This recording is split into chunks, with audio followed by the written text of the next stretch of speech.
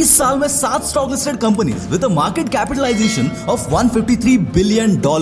और तो और पिछले 25 महीनों में यानी कि मार्च 2020 से $4.9 बिलियन से लेकर अप्रैल 2022 तक $123 बिलियन तक का सफर। How is it even possible? यानी कि हर दिन इस बंदे ने 1184 करोड़ रुपए कमाए, हर घंटे 50 करोड़, हर मिनट 82 लाख और हर सेकंड 1,37,000 रुपए। यही नहीं, जब तक आप ये वीडियो देखकर खत्म करोगे तब तक ये बंदा 4 करोड़ 10 लाख रुपए कमा चुका होगा। ये सब सुन के आपको लग रहा होगा कि यार ये बंदा सच में इतना क्लेवर है, इतना स्मार्ट है, या फिर he is the lucky one.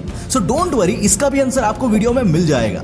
दोस्तों, इस बंदे की स्टोरी किसी मसाला मूवी से कम नहीं है। इसकी शुरुआत होती है गुजरात के अहमदाबाद से। एक दिन स्कूल के बच्चों को उनके टीचर पोर्ट देखने के लिए लेकर गए थे। वहां सब बच्चे क्यूरियोसिटी से ये सब देख रहे थे। वहां एक छोटा सा बच्चा ये सब देखकर इतना इंस्पायर हुआ कि उसने वहीं पर ठान लिया कि बड़ा होकर मैं इससे भी बड़ा पोर्ट बनाऊंगा। और कुछ ही सालों में उसने इंडिया का सबसे बड़ा प्राइवेट पोर्ट मुंद्रा पोर्ट बनाकर ये सपना रियलिटी में उतारा। Yes, he is none other than India's leading business tycoon and Asia's richest person, Gautam Adani. दोस्तों, इस बंदे की बायोग्राफी आपको कई जगह पर मिल जाएगी, पर आज के वीडियो में मैं आपको इनके लाइफ के कुछ ऐसे किस्से बताऊंगा जो सुनकर आप खुद अंदाजा लगा लोगे कि भाई ये बंदा लकी है या फिर क्लेवर। दोस्तों, मैं हमेशा कहता हूं कि problems are not the problems, this are the opportunities. और इसी स्टेटमेंट को इस बंदे ने अपना धंधा बना लिया। और इसकी शुरुआत हुई 1988 में, जब उनके भाई ने एक प्लास्टिक मैन्युफैक्चरिंग यूनिट खरीदा।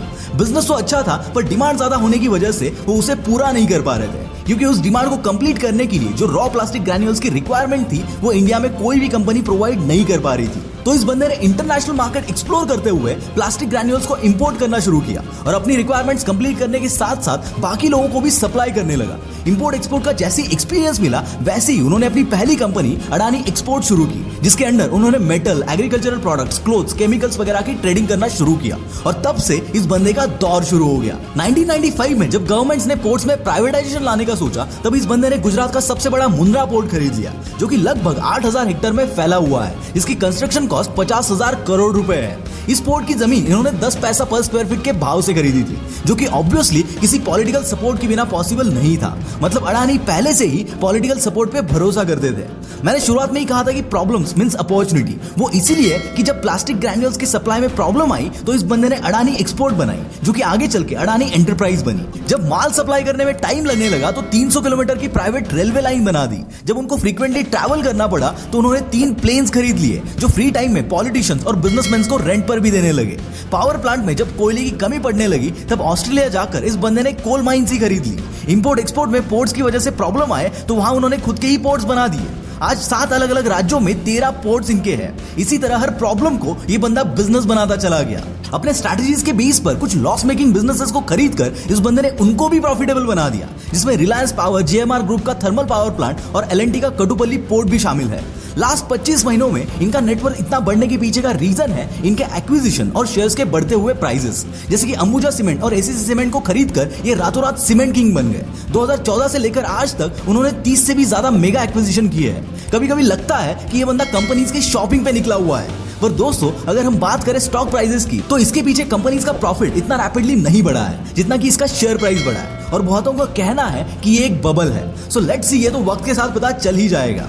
दोस्तों, ऐसे बिजनेस पर्सनालिटीज के और बिजनेसेस की जर्नी से हम बहुत कुछ सीख सकते हैं। उनके एक्सपीरियंस से हम खुद को काबिल बना सकते हैं। अब इसके लिए उनसे तो डायरेक्टली नहीं मिल पाएंगे, पर इनकी बायोग्राफी से इन लोगों के कैरेक्टर को, इनके माइंडसेट को जरूर समझ सकते हैं। इसके लिए आप हीरो कंपनी की स्टोरी पढ़ सकते हो, जेआरडी टाटा जैसे मल्टी टैलेंटेड लेजेंड्स की भी स्टोरी पढ़ सकते हो। और अगर आप पढ़ना नहीं चाहते तो भी आपको इन सारी स्टोरीज की ऑडियो बुक मिल जाएगी कुको एफएम पर। यहाँ पर आप और भी कई सारी ऑडियो बुक सुन सकते हैं। इसके पूरे 1 साल का सब्सक्रिप्शन कॉस्ट आपके संडे के उस पिज्जा से भी कम है। और अभी 23 मई से 31 मई तक एक्सक्लूसिव लिमिटेड पीरियड ऑफर चल रहा है। यहाँ अगर आप सुनो 50 इस कूपन कोड को यूज करते हो तो आपको 50% ऑफ मिलेगा। तो यार देर किस बात की, लिंक डिस्क्रिप्शन में है, जाओ और चेक करो। दोस्तों, अब तक तो आपने सिर्फ गुड पार्ट सुना है, पर इनकी लाइफ में बैड पार्ट भी बहुत है। मैंने कहा था ना, इस बंदे की कहानी कुछ फिल्मी है। वो इसीलिए कि जब 1998 में यानी कि कंपनी शुरू करने के 10 साल बाद ही इनको आतंकवादियों ने किडनैप कर लिया था और फिरौती की रकम मिलने के बाद इनको छोड़ा था। 2008 में जब मुंबई ताज अटैक हुआ था तब ये वहां डिनर के लिए गए हुए थे और पूरी रात होटल में ही अटके थे। पॉलिटिकल सपोर्ट के चलते ये हमेशा हेडलाइंस में रहते हैं। 2016 में जब इन्होंने कोल माइनिंग के लिए ऑस्ट्रेलिया की माइंस खरीद ली तब इनके खिलाफ जोरदार प्रोटेस्ट हुआ था, जिसकी वजह से इन्वेस्टर्स ने तक इस प्रोजेक्ट से हाथ निकाल लिए थे। इसके बावजूद इस बंदे ने सब चीजें मैनेज की और आज ये आराम से ऑस्ट्रेलिया में कोल माइनिंग करके इंडिया इंपोर्ट कर रहे हैं। दोस्तों इस बंदे की स्टोरी में इसका लक तो है, लेकिन 1% से ज्यादा नहीं, क्योंकि इस बंदे का एटीट्यूड ऐसा है कि कोई भी प्रॉब्लम इनके सामने ज्यादा देर तक टिक ही नहीं पाती, क्योंकि उसी प्रॉब्लम को ये बंदा बिजनेस बना लेता है। आपको क्या लगता है, ही इज लकी और क्लेवर? कमेंट में आपका ओपिनियन जरूर बताना। This is Mangesh from the will power star signing off for the day. Bye bye.